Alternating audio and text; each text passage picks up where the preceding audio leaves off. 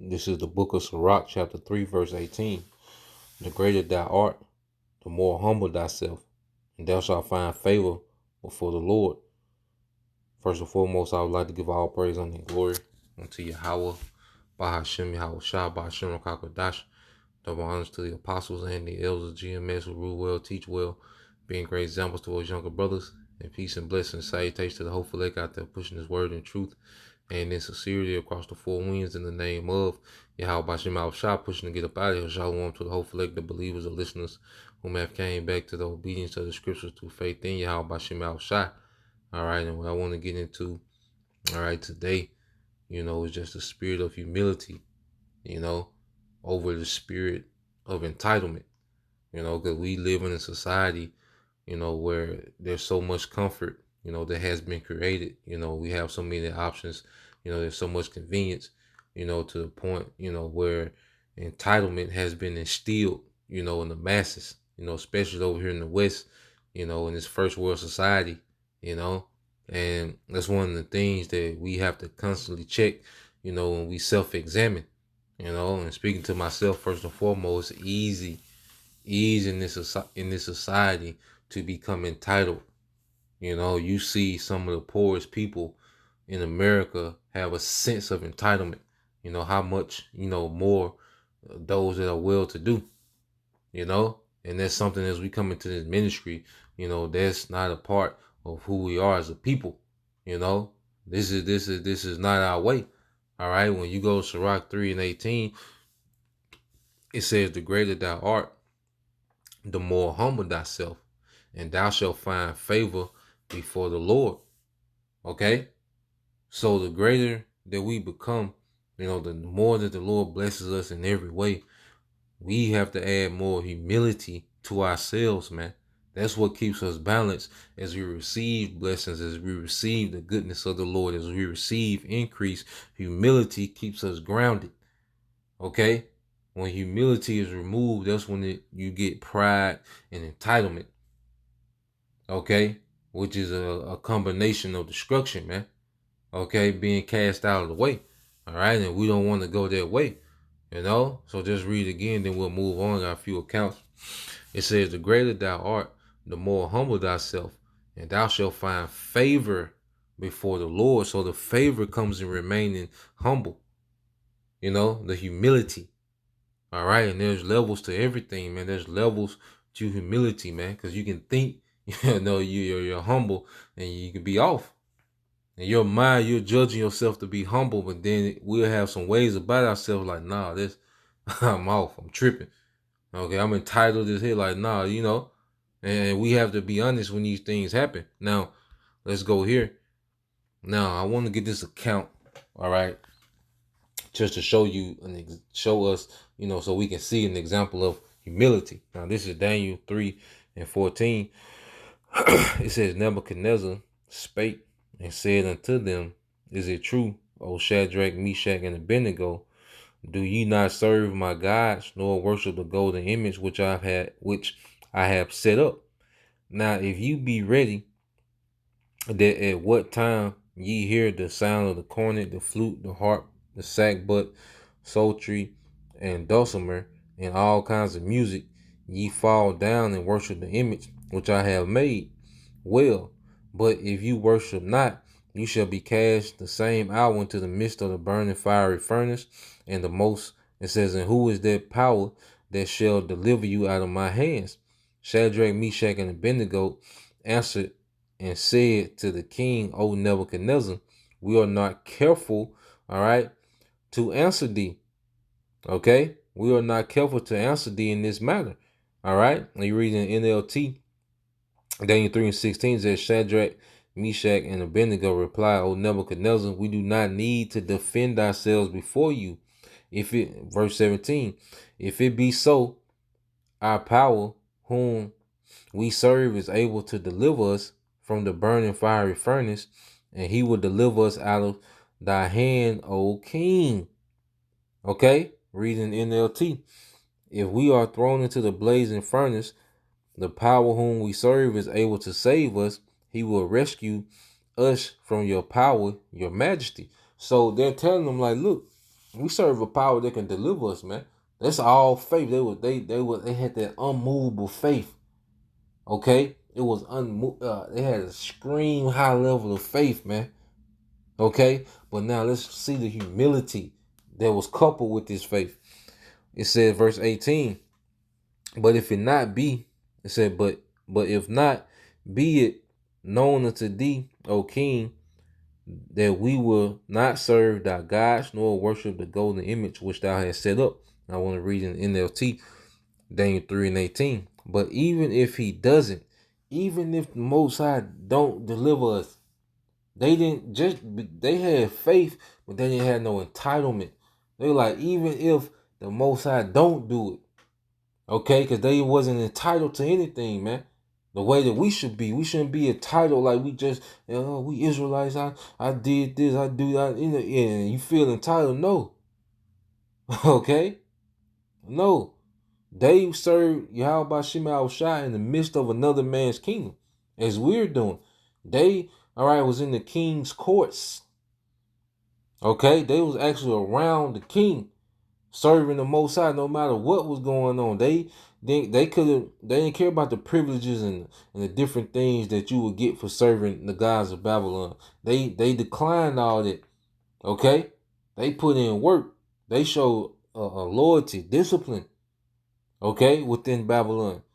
But they didn't develop a sense of entitlement. They knew the Most High was able, but they didn't develop entitlement, man, which is a trait that's heavily instilled, or that was heavily instilled in us in this society, man. Entitlement, man. Okay, that's why you have niggas still talking about respirations. You had the nigga woman in the grocery store, okay, $1,000 worth of groceries, and she talking about some damn reparations.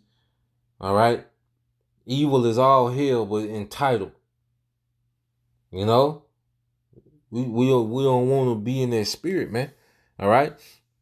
And it said, verse 18 said, but if he doesn't, we want to make it clear to you, your majesty, that we will never serve your gods or worship the gold statue you have set up. Okay, so you see that these men serve Yahweh Shema Shai with no sense of entitlement, man. Okay. they was tapped in. Okay, and we, all right, don't want to fall into that. And that's why Apostle Paul writes certain things as he's speaking to the Corinthians, all right, which is Israelites coming out of the world, okay, and he had to kind of tell them to humble down. See, I'm gonna read this. 1 Corinthians 4 and 7 says, "For who maketh thee to differ, okay, from another? And what hast thou that thou didst not receive? Now, if thou didst receive it, why dost thou glory as if thou hadst not received it?" Because you see men as they get certain gifts, they have certain qualities, that make them good teachers. You see Jacob begin to boast, have a boastful spirit, as if everything they got they didn't receive. The ability to remember precepts, the ability, to retain information, the ability to extrapolate, as we read, the ability to understand whatever you understand. All that comes from Yahweh Shema Shai.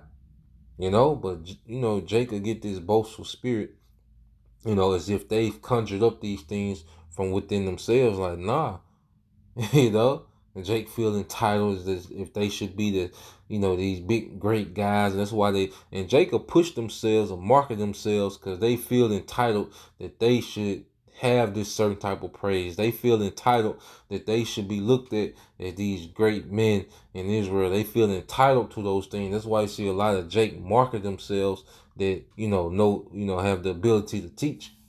It comes through entitlement. All right. That's why some of the worst, women, that there are is the women that know they Israelites, because they develop they are already entitled in the world. So then they come into Israel, they develop another level of entitlement. And you be like, God damn, you know, that's a hell of a combination, man. When you had, the double entitlement, man. Okay, so let's go from there and see. I'm gonna read this. This is 1 Corinthians 15 And 9, all right, it says, "For I am the least of the apostles, that I'm not meet to be called an apostle because I persecuted the church." Okay, this is Apostle Paul speaking, said, "But by grace of the Most High, I am what I am." You see, he understanding that it's by the grace of Yahweh Shema Shai that we are what we are, man. Him not punishing us for what we deserve, but giving us grace so we can be developed into something, all right, that's pleasing unto him. It's through the grace of the Most High. If he didn't give us this grace, you wouldn't be able to have no debates and mixtapes and reality shows if it wasn't no grace. You wouldn't be able to do none of these things. Okay, we wouldn't be able to come on a level if it wasn't for grace. So it's through the grace of the Most High that we are what we are, man. Okay? It says, "But by the grace of the Most High I am what I am, and his grace which was bestowed upon me was not in vain," which means he utilized that grace, okay, his grace, okay, to become what? An asset and something that's pleasing unto Yahweh Shema Shai. "But I labor more abundantly than they all." He's making a statement because it's just a fact. You look at the New Testament is a token of the labor, the abundance of labor of the Apostle Paul. Okay? And one thing about it, humility doesn't mean that you're not bold or that you're passive. People think that being humble is being passive and timid. Like, nah, you just understand that no matter how great you are, you always revert back to what the source of it is, and you know that just as the Lord lifted you up, okay, he can bring you down.